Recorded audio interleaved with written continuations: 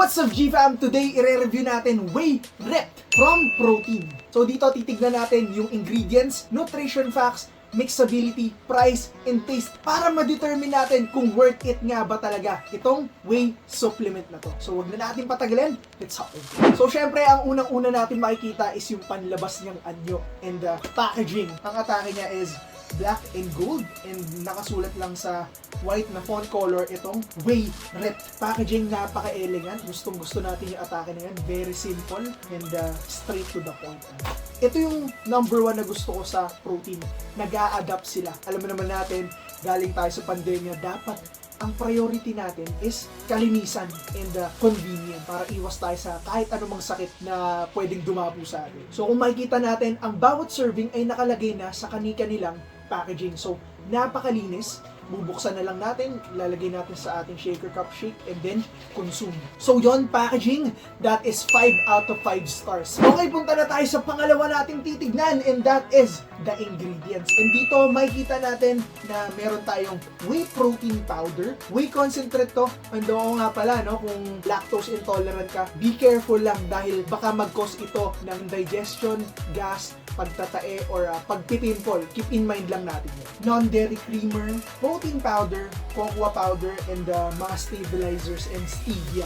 That explains bakit pala ang baba ng calories niya. So dito sa nutrition facts makikita natin na 115 calories and 25 grams of protein.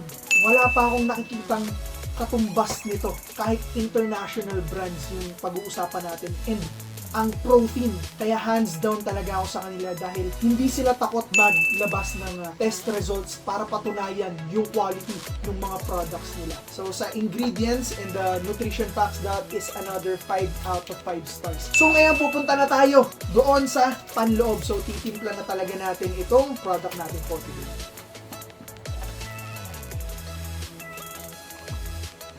So ngayon bibigyan natin siya ng 10 seconds of vigorously shaking para makita natin yung mixability niya. Let's go.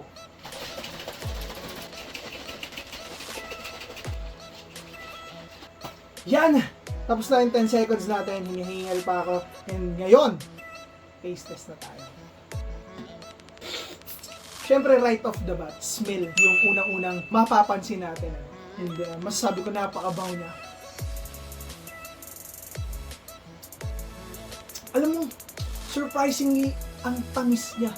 Natatamisan ako sa kanya. Siguro ito yung stevia na binasa natin kanina sa ingredients. And ang sarap. Mas gusto ko to sa kanilang whey isolate mo. Flavor-wise, mas masarap siya. Pero yun na nga, kinokonsume ko kasi yung mga whey protein ko, usually with milk. So, that adds another layer of creaminess. Pero ngayon, tubig muna tayo. Very simple, straight to the point. So, para sa taste, bibigyan ko siya ng 4.8 stars. So, yan, punta na tayo sa isa sa pinakamahalaga na dapat nating pag-usapan dito. Syempre, price. And ang price ng Whey Ripped natin from Protein is 1,600 pesos per 60 servings. So, ang lumalabas is around 26 pesos per serving.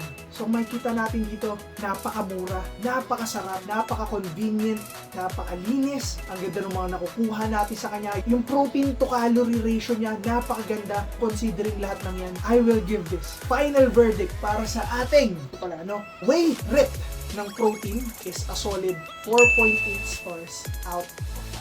So that's basically it for this video, guys. Kung nagustuhan niyo itong video na to, please don't forget to like, comment, subscribe, follow, lahat ng yan. Alam na natin yan, G-Fam! Maraming salamat sa panonood and I will see you in the next video. Peace!